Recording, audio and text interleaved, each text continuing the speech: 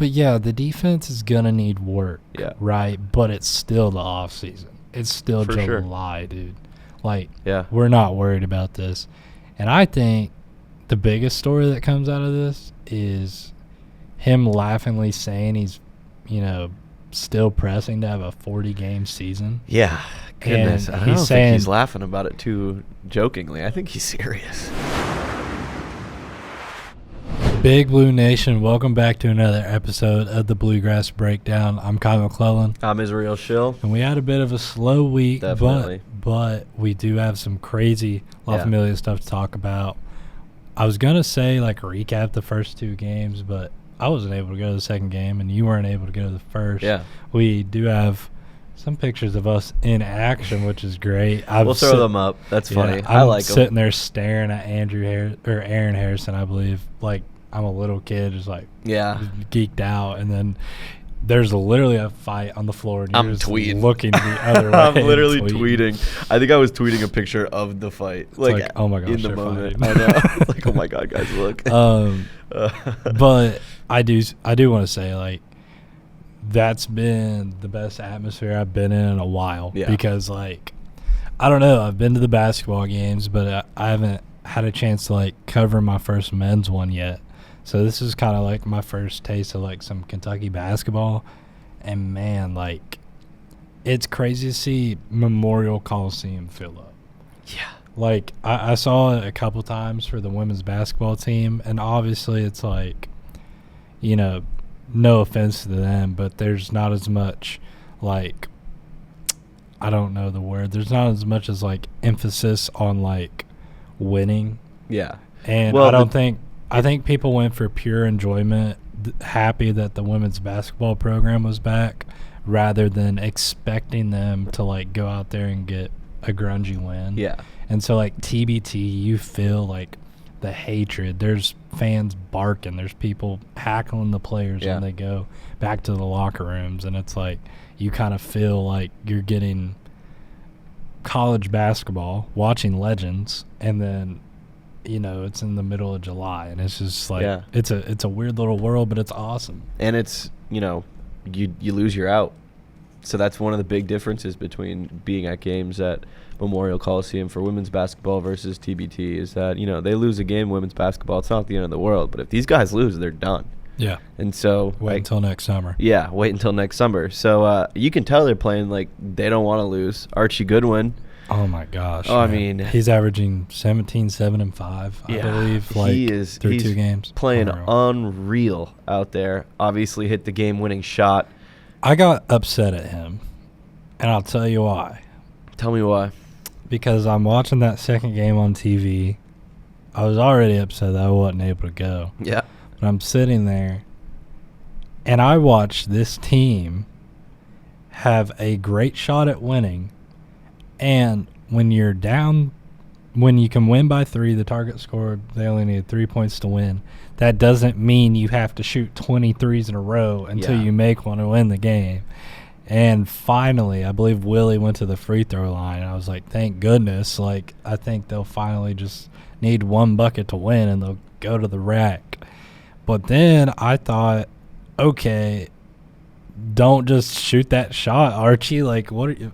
Set up the offense. He just went for it, bro. And sometimes you got to do that. That's what the game was calling for, is I got to end it now. And I'm glad he took over and just shot a crazy little fading away. But he got bodied layup, there down shot. there, too. Yeah. It totally would have been an and one if he didn't hit it. But they were, they went 8 possessions. In a row just of chucking up a 3, missing, coming back, playing stellar defense, getting another chance, chucking up a 3, missing.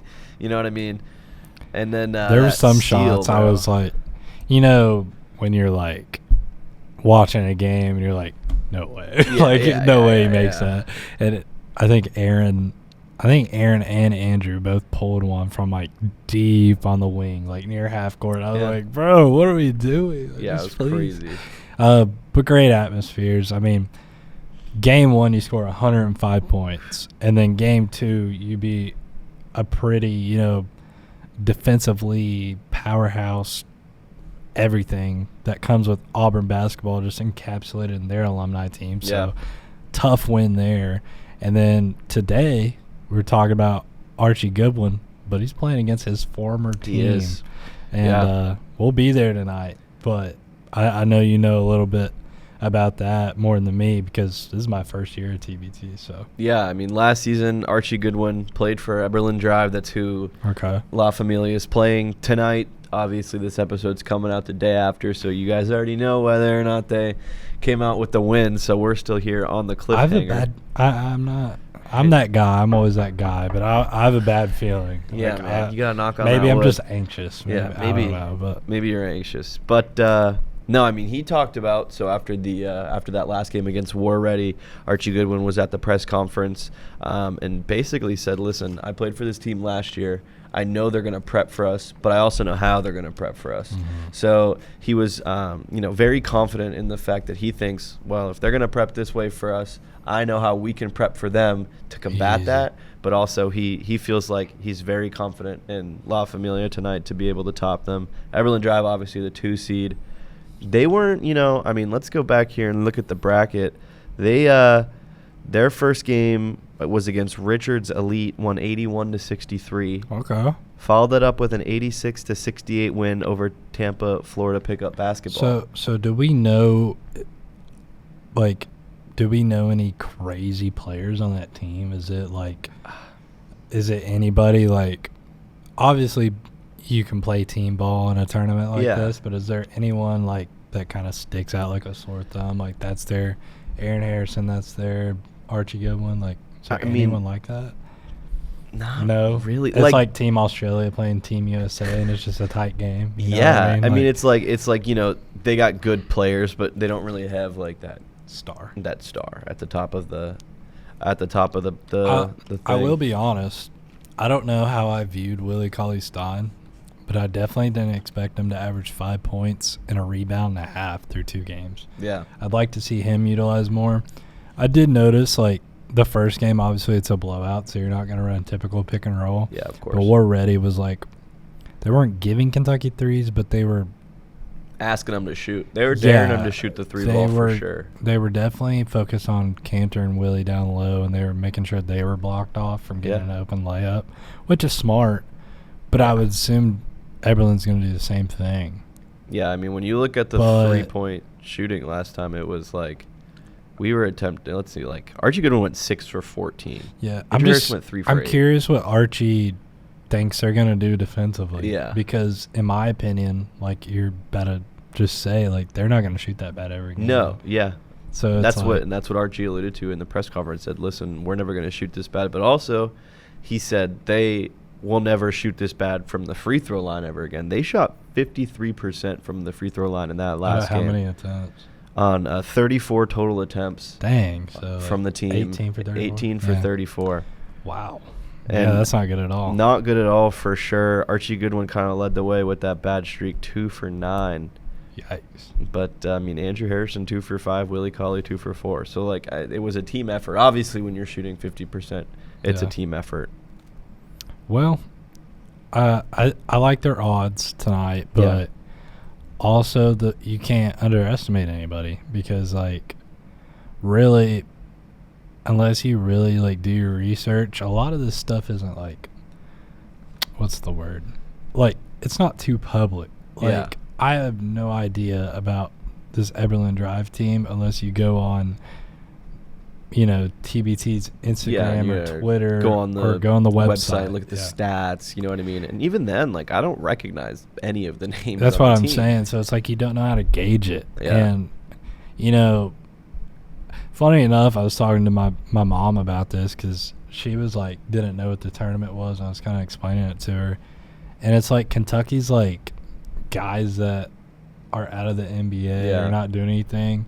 They're better than half of the entire bracket. Yeah, a lot of these teams in this bracket are just dudes who got together, decided to hoop and join the tournament. You know what I mean? And they're why not? I don't know, man. I wish I was more educated on who's out there, but at the same time, I'm not seeing waves of it. I feel our social media for Kentucky is the most prominent and the most that I'm seeing constantly on my feed, which is a good thing But I think very soon there's going to be some expectations, especially if they win tonight. There's going to be an expectation that Kentucky needs to win all of it, and not – it'll be their first one ever, right? Yep. Yeah, so I don't know. I could see it. At the last game when Lane and I were there, we were sitting next to the guy from iHeartRadio, and we were talking to him about the social media presence of the teams and kind of going through and looking at the followings. And a lot of these teams have 1, 2, 3, maybe up to 5,000, 6,000 followers. I mean, La Familia's got like 12.5 thousand followers, like head and shoulders above a lot of these other teams. So, I mean, their presence is definitely leading the way in this bracket. Even though it's been kind of slow and nothing's really been going on, we were able to actually sit down and listen to Mark Pope for a second time this offseason.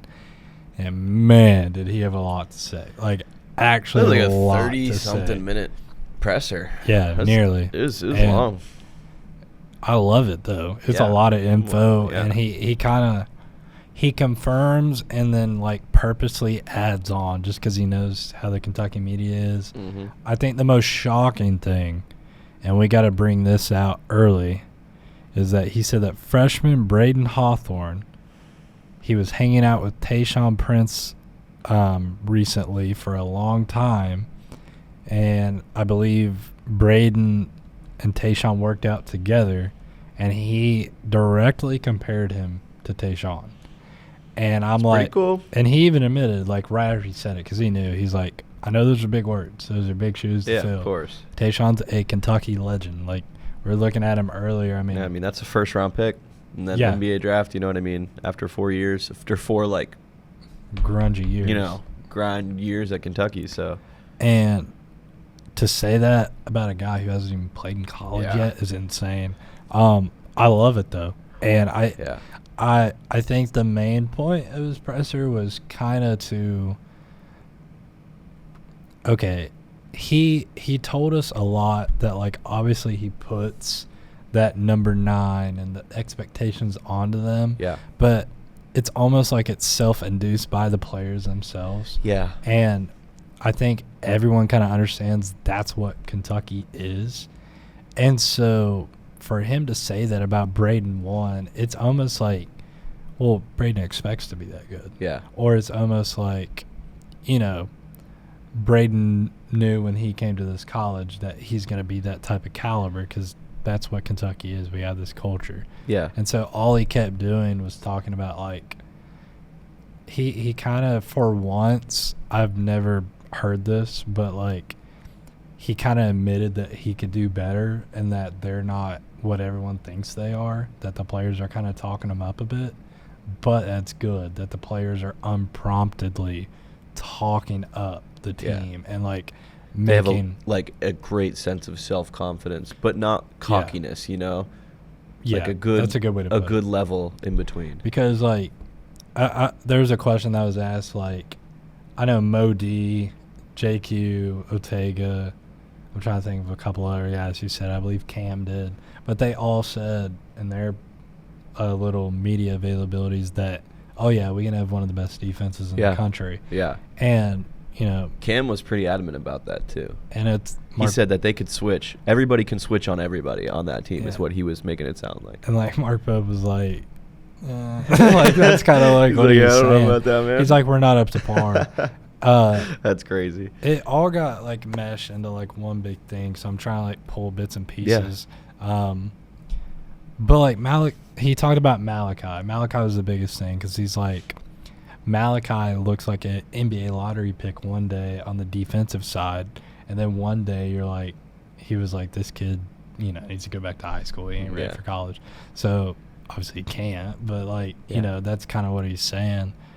And then you have guys like, he said, like, Trent Noah was the leader against La Familia, and that, like, blew my mind because I think we maybe expect those returners to have a good impact on the court. But to lead the team and be the vet out there, Trent Noah of all guys, it's like, okay. Yeah. And then Jalen Lowe coming in, he said there was times when Jalen and Denzel, obviously they're running past 30-year-old retired basketball players, but, like, he said they were running past him in down court and just getting an easy lay. Yeah. And it's like, all these things kind of mesh back to one point where it's like offensive powerhouse, we'll work on the defense later.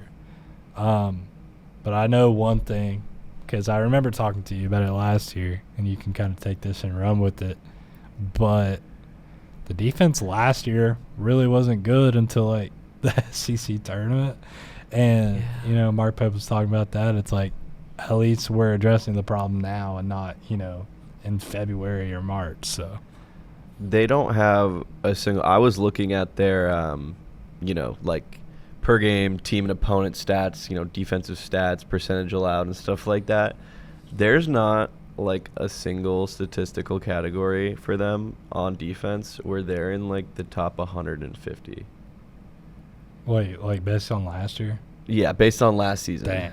Yeah, that's rough. So I guess if Pope's looking at these statistics, kind of looking to see, all right, where did we go wrong? He's the advanced stats guy. Just about everywhere. He was talking about defensive efficiency ratings. He was talking about like he was saying like as a team they were at like 84% and their goal is to be at 100, and I was just like so confused with all these like stats he was throwing out there. Yeah, we'll post a little clip of him like talking about it, but it's just like it's funny when he like babbles about things that like, what are you saying, coach? Yeah. But it's like he understands. He's talking about definitely something. Yeah. Our wedge numbers through 5 weeks of practice, you know, we're dancing around 85, 88%, which is up about 17% on average from what we were last year, and that's impressive. And we need to get to 100. Like, we're striving to get to 100. And the same thing on legal contests. Our legal contest has been a little bit slower to develop. But that's a massively important. One of the things we have to do is our defensive field goal percentage has got to be better next year, and so we're dedicated to having a legal contest on every single field goal attempt, every single one. But yeah, the defense is gonna need work, right? But it's still the off season. It's still For July, sure. dude.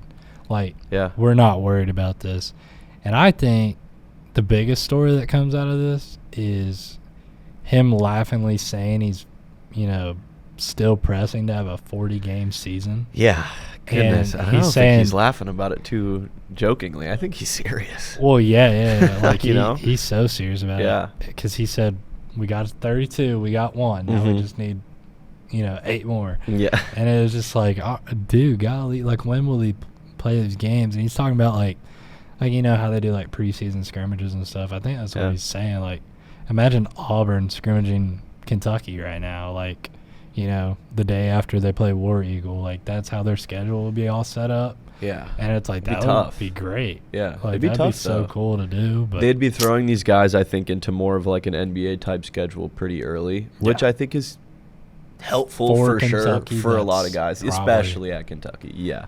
But when you go look at, you know, maybe there's 20, 30, 40 schools in the country who benefit greatly from that type of development in the players, but then there's 300 schools who don't. You know what I mean? So it's hard to kind of mesh that between the skill level gap that you have in schools like that. I did like hearing about how he's coaching different and how he's recruiting different. Yeah. Because I think recruiting's the biggest thing, because he said last year everyone was asking, like, okay, who am I going to play with? You're following, like, a Hall of Famer. Dude. Yeah, like, exactly. you know, what are you going to be? I mean, that's why a lot of players didn't come back, like Jaden Quaintance. And now he's saying, like, people are asking, oh, well, you know, where do I even fit in this lineup? Yeah, exactly. You know, can I even play? So that's a big jump. And for sure. I know he's talking about, like, coaching at Team USA and, like, all these little things, just, like, they're small. Like, those little interactions are small. But I'm thinking about seeing that video of him talking to Tyrann. Yeah. And then you have Tyrann visit UK. And then it's going to be a timeline of, like, oh, he's, you know, has UK in his top 8. He has UK in his top 3. Yeah. He's crystal balled to Kentucky. And then it's like, you'll go all the way back, and we have one visualization of their first interaction, and then it's just like history from there on out. So it's like It's awesome. it's He's a really good first impression guy, I guess. You know what I mean? well, I think, you know, I think it's a bold statement, but I think like once he's grounded here at Kentucky, I don't think it was ever Cal. Like, Yeah. obviously it was Cal, Yeah. but I think Mark's going to show, like, because it's Kentucky, I can get you here. Like, Yeah, it's like it's a different. If you He's know what I using mean. the same platform to recruit in a different way, I think, than Cal, because Exactly. obviously they have the same recruiting dollars, the same amenities, the same facilities. You know, everything's the exact same, basically. Well, I guess. Yesterday, kind of, the revenue sharing came Yeah, out. But I guess they're saying that. Well, I saw that that's not actually true. That We don't know. That it's pretty Allegedly. split. You know what I mean? Allegedly. Allegedly. I did want to say real quick, it's a good thing that, you know, before Pope was in his first season, we had guys decommitting because they were unsure about the future of the program. Mm-hmm. And then this offseason, we had guys like a Caden Lewis decommitting because he's like, I don't think I have anywhere to be in this lineup Right. as a freshman. And it's a good problem to have. Yeah, but it kind of hurts to say, but it's like I think guys like a Caden are definitely gonna like bite their tongue Yeah. on that Well. and like look back and like regret, because after this season, like obviously you don't know who's gonna like be a senior and like maybe come to Kentucky as a senior or a junior, Yeah. like one of those transfers. But I do believe in development being a thing and not just being an NBA farm. Yeah, that's Because Kobe went to the draft because he had to. Yep. Lamont went because he had to. Amari was a senior now. true. Yep. He had to. Andrew Carr had to. Yep. These guys were done playing college basketball, They didn't so have they a had to choice, go to yeah. the draft. And Otega and Jalen just tested it because Yeah. why not?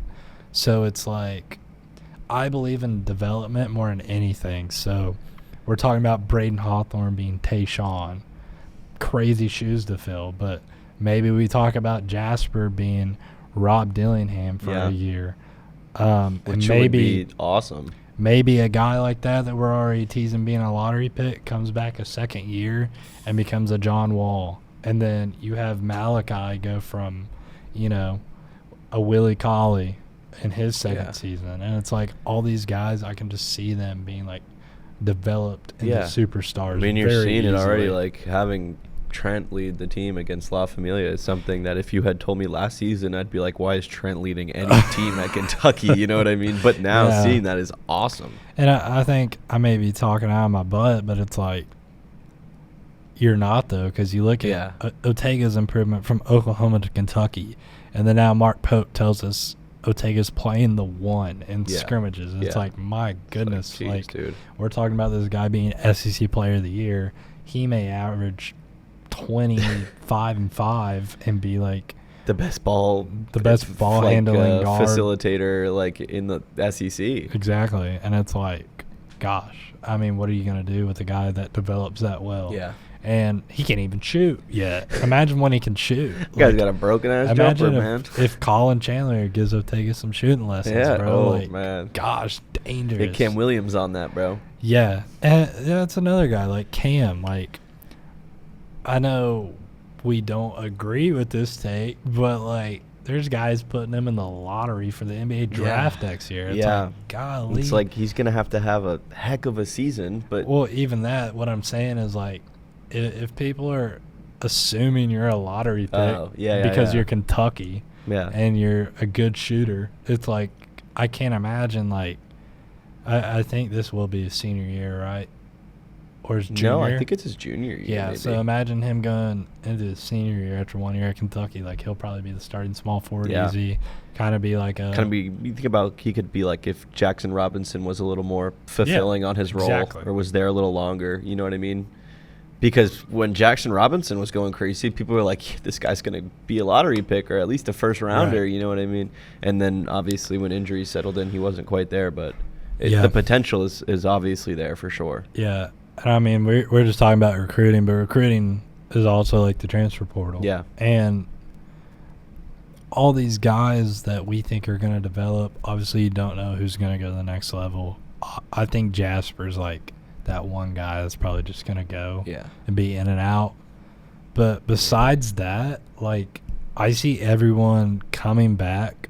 I don't see a guy that's like, oh, I need to transfer. I'm not getting playing time. Yeah. Like, everyone seems content with because the process. And the guys who aren't going to get playing time are like they at least seem extremely committed to Kentucky and coach. Trent's one of them. Because Trent and Colin, and obviously Zach's a walk-on, but Trent and Colin, like, they know they're not going to get all those minutes, but Colin's like, why would I leave? You know what I mean? Like, where would I go? Like, this is my home. And I also think he knows, like, the flashes he showed. Exactly. The potential that he has is really impressive. And so it's like, all these guys, I mean, all of them are going to just continue to get better. Mm-hmm. And you're going to lose, I mean, what? Otega and BG? And that's it when you're going into next year's team, right? Yeah. And, you know, JQ and Jasper are likely going to be gone, but then after that, it's next guy up. You're going to have the 26 class that could feature Stokes and Talon and all these crazy recruits. It'd be such a good I don't class. think Talon's going to. You don't think so? I think TK's going to Louisville, but that's just me. But still, Lane thought the exact opposite. So well, like Jason Crow already, like one of the best 5-stars out there. Dude. Obviously, Kentucky lost him to Mizzou, but it's like Mark Pope's freaking looking at guys from 2028 already, and it's like, he's a recruiting menace, man. He's throwing that NIL money around. But yeah, it's not, again, back to the whole point, but it's just cool to know that, because I feel like Calipari was stuck in his ways a little bit, and I think it was just same old Cal. Yeah. I think every year it was like, okay, let's get 4 in the top 10 and see who we can beat this year. Yeah. And now it's like, he's never in Lexington. He's always recruiting. He's always thinking about the program. He's always, you know, he's talking about even film differences. Like, you have a whole film of Kentucky and being like, this is how I want my offense to be ran, instead of showing, like, BYU film. You know what I'm saying? I think that was a great point that was brought up yesterday. Yeah, for sure. So it's like, all these little things are coming together, and gosh, like, I think, I believe it was Trace, his post about, like, looking back at the tweets you had about Mark Pope when he was hired. Yeah. It was like, well, I can't take it back now. Yeah, everyone was kind of like, oh, I don't know about this one, man. And now everyone's like, wow. Probably become, like, the greatest thing that's happened. One of the best coaching hires in Kentucky history, for sure, hopefully. Early on, it's what it seems like. I'm excited. I'm really excited, too. It's going to be a heck of a season, man. We can talk about it forever, but, like, gosh, it's crazy to put a vision out there and just imagine all these different lineups that can be made. We're beating a dead horse by saying it, but it's like, can you imagine Otega playing point guard and Jalen coming off the bench, and then you throw, like, Jasper, Cam with Mo and JQ. And Mo, Like, golly, what do you do against that lineup? You have two big boys holding it down. Yeah. 2 or 3 great offensive scorers. It's like, you know, number 9 is not just an expectation. It's like a reality. It's damn well. Big Blue Nation, thanks for watching another episode of the Bluegrass Breakdown. Make sure to check us out on all our socials. It's literally KY Insider and everything. Pretty simple. TikTok, YouTube, Instagram, Facebook, X, Twitter. Shut up. Don't say X, man. Sorry. But yes, X too. KY Insider on literally everything. And also make sure to check out our website, kyinsider.com. Daily Kentucky news and updates. We're up to date on everything, and we'd really appreciate if y'all go check it out. We'll be back next week. Every Wednesday. With 2 special guests, I believe. Oh, yes, sir. We will have 2 special guests. We will see you all next Wednesday at noon.